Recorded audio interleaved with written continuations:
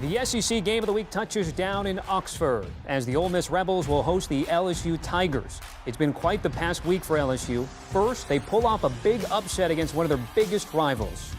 Fakes the handoff, now rolls, throws, J. Jenkins at the 5, right corner of the end zone, touchdown, Fighting Tigers! Then only hours later came the announcement that their head coach Ed Orgeron would not be back with LSU next season. A stunning turn of events for a program who won it all less than 2 years ago. I'm always going to appreciate my time here. I have no regrets. For the circumstances that we haven't won enough games in the last 2 years, I totally get it. Orgeron, however, did commit to finishing out the season with LSU and will have to have his team ready to play against the high-flying Rebels. There's a fake on the handoff over the middle. Wide open Drummond. He catches it. He steps into the end zone. Touchdown, Ole Miss. It might have turned ugly at the end, but it was a big win for Ole Miss, who kept pace in the SEC West and could be one Alabama loss away from potentially playing in the SEC Championship. And if that's not motivation enough, all they have to do is look back to last year's matchup in what was one of the wildest games in college football in 2020, with LSU pulling it out late. Will this year's game provide the same fireworks in the annual Magnolia Bowl? We're in for a good one Saturday afternoon in Oxford. And that is your SEC on CBS Game of the Week. Let's welcome in betting expert Jon Berger to go over some of the plays in these games. So you get LSU at Ole Miss there. Ole Miss favored at home by 9. The total here 76.5. We're still not sure what we're going to see with Matt Corral. Then on the LSU side, he had all the drama this past week surrounding Ed Orgeron. What do you do in this game?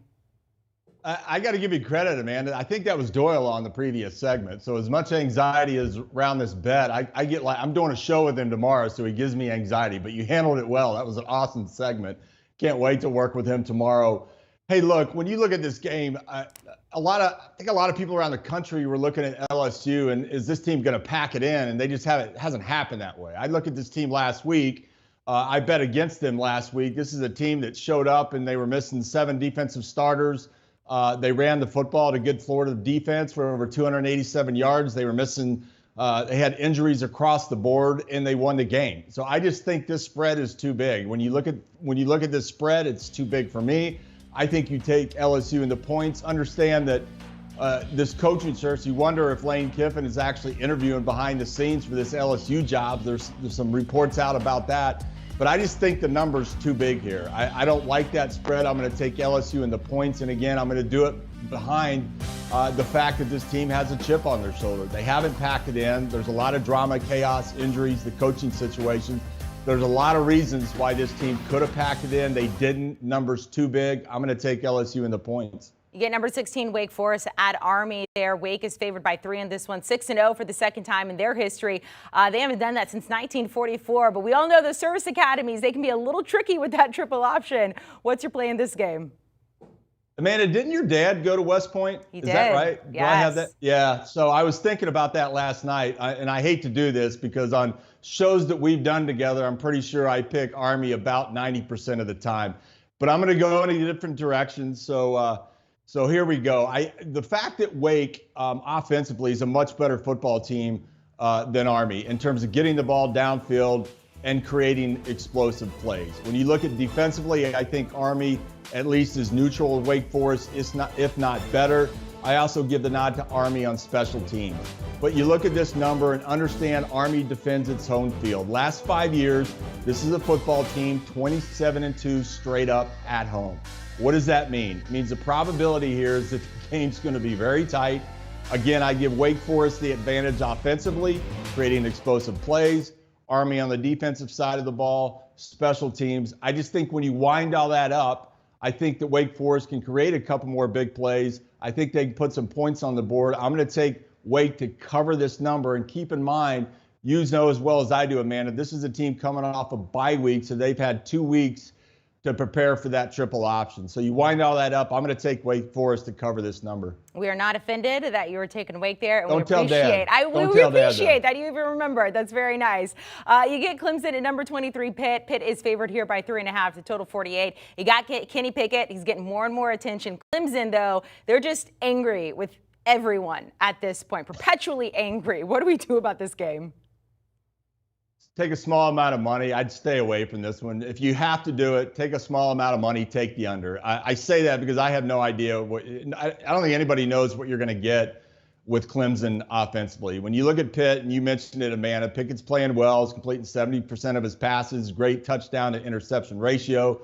It's a stable offense. He's not going to do dumb things with the football. Understand that Pitt last week went for $140 on the ground against the Vautech defense. It's been pretty good against the run. I just think there's too many known unknowns in this situation. I don't like how tight the spread is. I have no idea what I'm going to get out of Clemson. If you have to bet it small, and I would take the under. I think that's the play in this game. Stay away, but if you're going to do something, a little bit of money on the under there. All right, number 5, Ohio State at Indiana. Indiana has not been able to beat the Buckeyes since 1988. It's not looking good in this one. Ohio State favored by 21 on the road. The total there almost 60, 59 and a hook. You think Ohio State can cover that? Big number, big. Big number, Amanda. Here's the thing. IU's offense scores 11 points a game against top 10 teams. So my point is this. You're not going to see the IU offense suddenly show up in any given week and put up 25, 30, 35 points. I'm going to stay with that trend. I do think Ohio State's got the best wide receivers in the entire country in terms of the set of them. Stroud at the quarterback position has played well since that loss to Oregon. Only has 3 interceptions, thrown 18 touchdowns, very consistent. The offensive line's playing much better. And I understand the defense. Everybody's piling on the Ohio State defense, and I get that. Some of that is warranted. But I look at IU offensively, I don't think anything particularly scares this defense. I don't think they're going to score a bunch of points. I'm going to stretch it here a little bit. Again, not a big bet on this, but I'm going to take Ohio State to cover this number. I just don't think IU can get it and attract me with these guys and outscore them. I'll take Ohio State to cover. John, when we talk to you, we like to get an off-the-radar pick. You're there in North Texas, and you're going with a team not too far from you in TCU. There's a couple things I normally don't do in betting, Amanda, and we've worked together for a lot. Number one, I don't ever break a trend, typically. And number two, I never go to the chuckle hut with a bunch of guys and have a couple of cocktails, make an in-game bet to try to unwind something I did earlier that was stupid. I typically don't do that, but I'm going to break a rule right now. I'm going to go against the trend. West Virginia's 5-0 against TCU, against the spread. I'm going to break that. I think TCU gets it done here.